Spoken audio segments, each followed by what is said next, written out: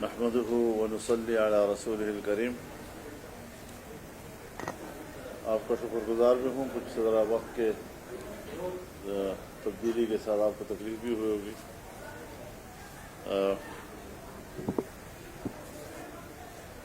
इस साल 8 फरवरी को इलेक्शन हुए थे। उस पर जमीयत उलमाए इस्लाम का मौक़िफ़ बड़ी वजाहत के साथ सामने आ गया था कि हमने मुल्क भर में इस इलेक्शन के नताइज को मुस्तरद कर दिया था और जो मौक़िफ़ हमने इख्तियार किया था वक्त के साथ साथ जो शवाहिद सामने आ रहे हैं वो हमारे मौक़िफ़ की तस्दीक कर रहे हैं। पाकिस्तान की तारीख़ में हमारा ये ख्याल था कि 2018 में सबसे बड़ी धांधली हुई है, लेकिन 2024 ने तो उसका भी रिकॉर्ड तोड़ दिया। इस हवाले से जमीयत उलमाए इस्लाम की मरकज़ी मजलिस आमला ने हर चंद के पार्लियामेंट में जाने और तहफ़्फ़ुज़ात के साथ जाने का फ़ैसला किया, लेकिन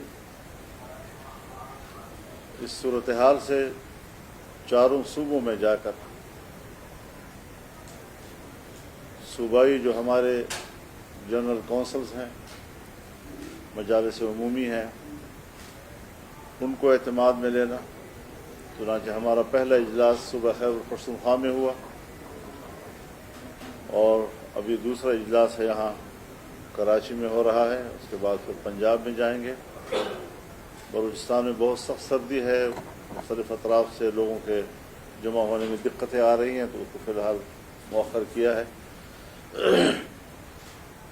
लेकिन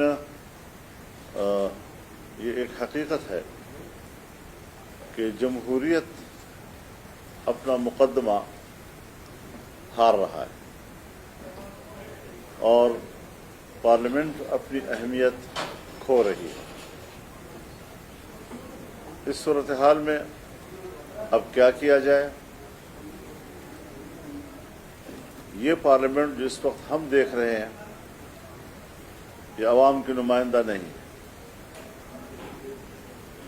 ये धांधली की पैदावार एक पार्लियामेंट है जिसमें कुछ लोग अपने आप को हुक्मरान कहलाएंगे और कौम के दिलों पर वो हुकूमत नहीं कर सके। उनकी जिस्मों पे तो शायद हुकूमत कर सके, लेकिन कौम दिल से इसको तस्लीम नहीं करेगी। तो इस हवाले से हम आज यहाँ कराची आए हैं। यहाँ के सूबाई जनरल कौंसल और यहाँ के वर्कर्स, उनके साथ हमने सारी सूरत हाल पे बात करनी है और फिर मज़ीद हम पूरे मुल्क में तहरीक चलाने का एक लाइहा अमल भी बनाएंगे। भरपूर तहरीक होगी, अवामी क़ुव्वत के साथ होगी और वो मुल्क की सियासत को तब्दील करेगी, उसका काया पलटेगी। हालात इस तरह नहीं रहेंगे जिस तरह के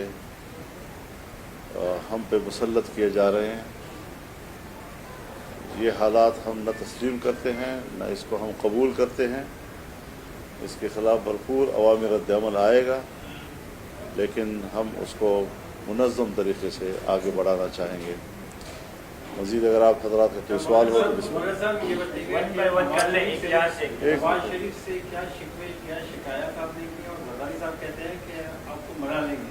کیا آپ کو منانے میں کامیاب ہوں گے؟ دوبارہ آپ کو شامل ہوں گے؟ دیکھیے ہمارا کوئی ذاتی جھگڑے کسی کے ساتھ نہیں ہے کہ وہ ہمیں منا لیں گے. مسئلہ قوم کا ہے, مسئلہ عوام کا ہے. انہوں نے اقتدار کی کرسی کو شاید اپنی جاگیر سمجھ لیا ہے. وہ سمجھتے ہیں ہم پوری اسمبلی جو ہے وہ پیسے کی طاقت پر خرید لیتے ہیں. چنانچہ سندھ اسمبلی خریدی گئی ہے, بلوچستان اسمبلی خریدی گئی ہے, اور مختلف صوبوں میں انہوں نے جو پیسہ انویسٹ کیا ہے, پیسے کی بنیاد پر اگر ملک کی حکومت چلنی ہے اور اسمبلیاں خریدنی ہیں تو پھر ظاہر ہے کہ ہم تو فارغ ہیں. پی ٹی آئی کہہ رہی ہے کہ ملک کی بڑا گریٹ الائنس انہوں نے چاہ رہے ہیں سندھ میں, جیسا کہ 4 جماعتی اتحاد ہے جو ڈی ڈی اے اور جے یو آئی, تمام جماعتیں جو الیکشن میں گاندھیوں کے خلاف ہوتا رہتے ہیں. کل رات آپ کی ڈی ڈی اے کے رہنماؤں سے ملاقات ہوئی ہے. کیا سندھ میں اس جو احتجاج جاری ہے اس کو مزید وسیع تر بنایا جائے گا, اور گرینڈ الائنس جو بننے جا رہے ہیں اس کے حوالے سے؟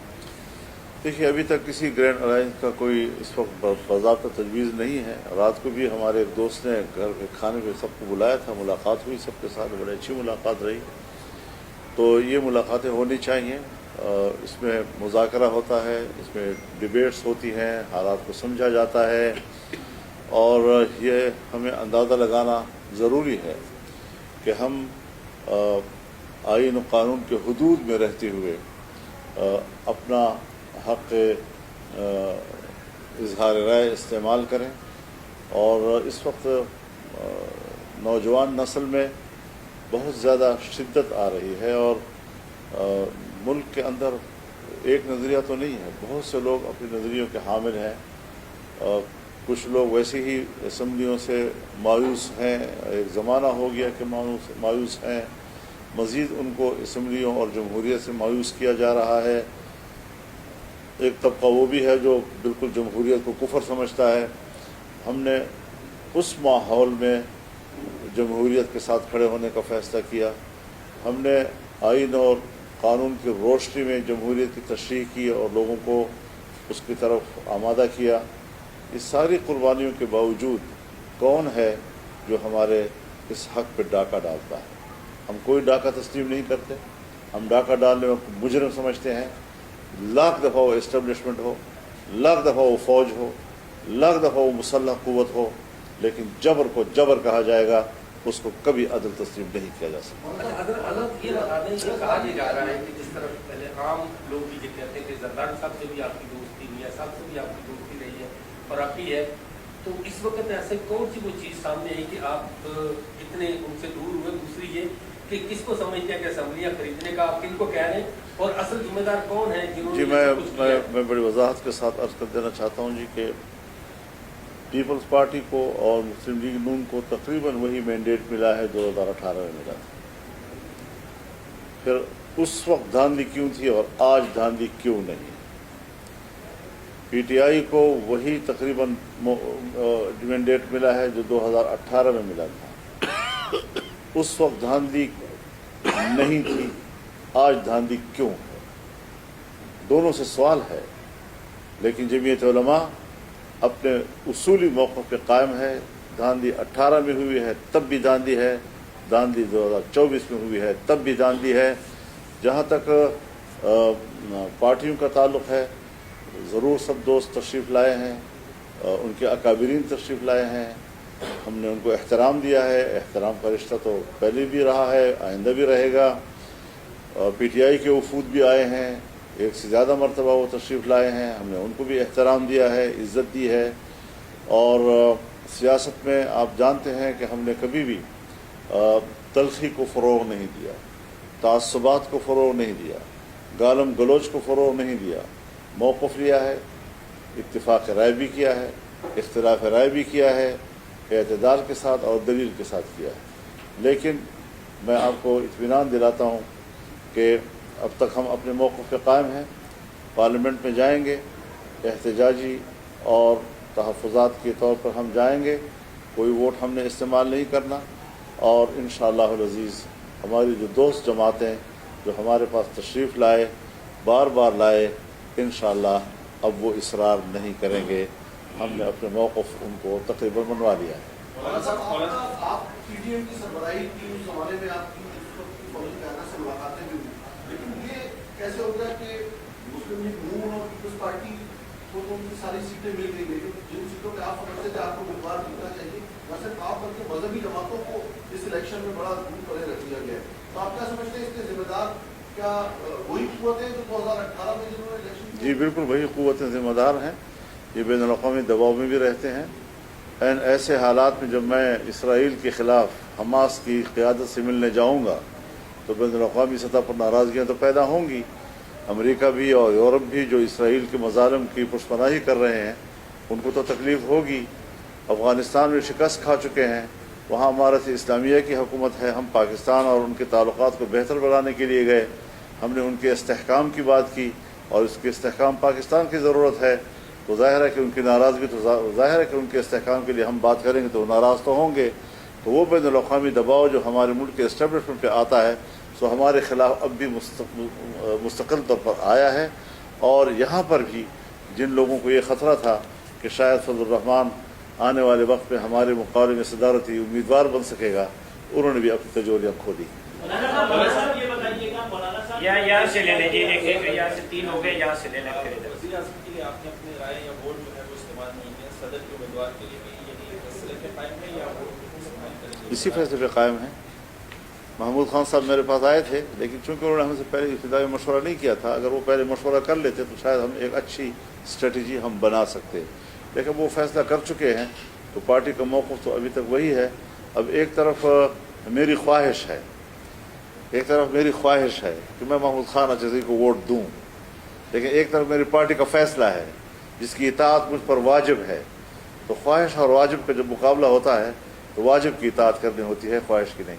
اگر آپ اسمبلی جاتے ہیں تو سنی اتحاد کونسل کے نمائندوں کے ساتھ بیٹھیں گے یا حکومت کے نواز شریف اور نون لیگ یا پیپلز پارٹی کے نمائندے؟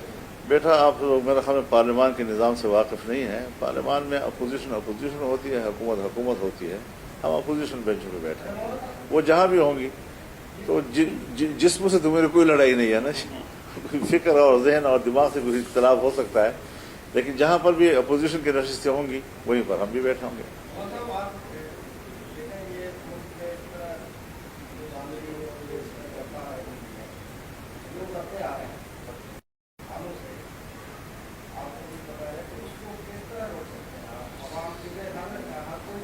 حضرت اس کے لیے دو چیزیں ضروری ہیں، ایک عوامی بیداری اور ایک سیاستدانوں کے کمٹمنٹ۔ یہ غلط بات ہے، اگر میں ہوں تب میں بھی غلط ہوں، اگر کوئی اور ہے تو وہ بھی غلط ہے کہ ہم جمہوریت کی بات بھی کرتے ہیں، ہم آمروں کے خلاف آواز بھی بلند کرتے ہیں، جیلوں میں بھی جاتے ہیں، کارکنوں کو بھی پٹواتے ہیں، عوام پر بھی تکلیفیں گزارتے ہیں، لیکن جب اقتدار کا مرحلہ آتا ہے تو ہم پھر انہی قوتوں سے اقتدار کی بھیک مانگتے ہیں۔ یہ رویہ جب تک رہے گا سیاستدانوں کا، پاکستان میں جمہوریت نہیں آ سکے گی، ہمیشہ ان کی خواہش کی حکومتیں بنتی رہیں گی۔ لہذا سیاستدانوں کو پہلے اپنی کمٹمنٹ ٹھیک کرنی چاہیے کہ وہ جب ایک جمہوریت پر یقین رکھ لیں تو پھر وہ جمہوریت ہی کے لیے بات کریں، پھر وہ یہ سودے بازیاں نہ کریں، نہ پیسوں کا سہارا لیں، نہ آمرانہ قوتوں کا سہارا لیں۔ آپ نے ذکر کیا حکومت کی، تو مدت کا آپ نے تخمینہ اندازہ لگایا ہے کہ 7 سال چلے گی۔ زرداری صاحب جو وہ کتنا عرصہ ان کا اقتدار بطور صدر رہے گا؟ دوسرا ایک ایکسٹریم پوزیشن عمران خان اور پی ٹی آئی سے متعلق تھی کہ وہ ایک یہودیوں کے ایجنٹ ہیں، آپ کو کیوں اتنا وہ جلدی اپنی ایکسٹریم پوزیشن واپس لے کر پی ٹی آئی کے ساتھ ہاتھ ملانا پڑ گیا؟ نہیں، وہ تو میرے خیال میں بار بار اس بات کی تکرار کی ضرورت نہیں ہے نا، آپ ایک سوال بار بار کریں، میں جہاں بھی پریس میں جاتا ہوں ایک ہی سوال پھر اس کا ایک ہی جواب، ایک ہی سوال پھر ایک ہی جواب۔ دیکھیے سب چیزیں وقت کے ساتھ ساتھ ہی تحلیل ہوں گی۔ موقف جو ہم نے اٹھایا تھا وہ اب بھی ہے، اور اس کو ہم نے اگر تحلیل کرنا ہے تو اس پر ہم ایک ماحول تو اب بنا سکتے ہیں کہ ایسے ماحول میں جب ہم بات چیت کر سکیں، جو ہمارے تحفظات ہیں وہ کیسے دور کریں گے، اس کو جب دور ہوں گے تو پھر تو ظاہر ہے جی کہ وہ بھی پاکستانی ہیں، ہم بھی پاکستانی ہیں، لیکن اس کے لیے ایک ماحول تو چاہیے۔ اب جب تک ہم اختلاف کریں گے تو ظاہر ہے جی کہ میڈیا کا پیٹ تو بھر سکے گا، اس سے آپ کے کام تو چلتا رہے گا، لیکن یہ ہے کہ اس سے ملک کو تو کچھ نہیں ملتا. جو لڑائی رہے گی اور لڑائی رہے گی تو پوری دنیا میں ہم نے اپنے موقعوں کو تعارف کرایا ہے, احتجاج ریکارڈ کروایا ہے, وہ ابھی تک برقرار ہے. اور اگر ایک ماحول بنتا ہے کہ جس ماحول میں ہم بیٹھ کر ان اختلاف کو دور کر سکتے ہیں تو ہم اس کو خیر مقدم کریں. اچھا یہ بتائیے گا کہ آپ نے 2 اسمبلی کا سندھ اسمبلی اور بلوچستان اسمبلی خریدی تھی, کے پی کے میں کیا بالکل ٹھیک الیکشن نہیں, وہاں بھی الیکشن ہمیں چاروں صوبوں کے الیکشن پہ اعتراض ہے. ہم ایسا نہیں ہے کہ خدا نخواستہ کے پی میں الیکشن ہوا ہے تو ہم اس پہ مطمئن ہیں, وہاں بھی مطمئن نہیں ہیں. اور اسٹیبلشمنٹ نے کچھ اپنی ہی تقسیم کی ہے, کسی کو ایک جگہ, کسی کو دوسری جگہ, کسی کو تیسری جگہ, سب کو ایڈجسٹ کرنے کی کوشش کی ہے. لیکن جمعیت علماء کا معاملہ مختلف ہے.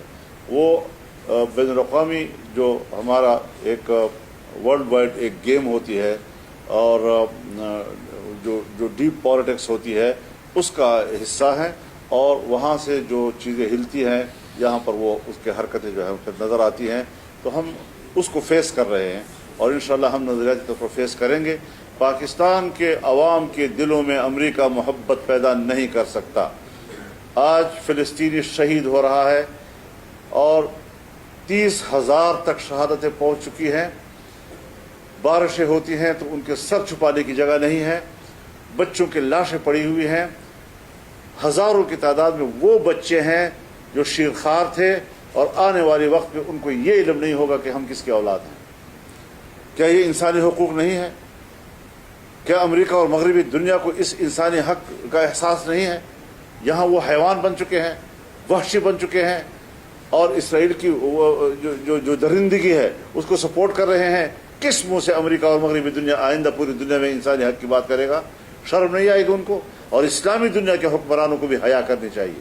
ان کی غیرت و حمیت کہاں چلی گئی ہے کہ اسلامی دنیا اس وقت جو ہے وہ خواب خرگوش کے مزے لے رہی ہے؟ ان کو بھی اٹھنا چاہیے اور کھل کر اپنے مسلمان بھائی کے ساتھ کھڑا ہو جانا چاہیے. کسی قسم کے ان کو مفادات کا لحاظ نہیں رکھنا چاہیے. دنیا کو اللہ نے قائم رکھنا ہے, عزت اللہ نے دینی ہے, رزق کا مالک اللہ ہے, ترقی کا مالک اللہ ہے, اور اللہ پر اعتماد شاید مسلمان حکمرانوں کا ختم ہو چکا ہے. وہ صرف دنیا کے حکمرانوں کو, خداؤں کو جانتے ہیں. امریکہ کی خدائی کا انکار کر دیں اور اللہ کی خدائی کا اقرار کر دیں, فلسطینیوں پر مصیبت کم ہو جائے گی. ہم نے تو ان کو ظلم کے حوالے کر دیا, درندوں کے منہ میں چھوڑ دیا ہے. کوئی اسلامی دنیا کا حکمران ہے جس کو کچھ تو حیا آئے, کچھ تو شرم آئے, کچھ تو اپنے کلمے کی حیا اس کے پاس ہو.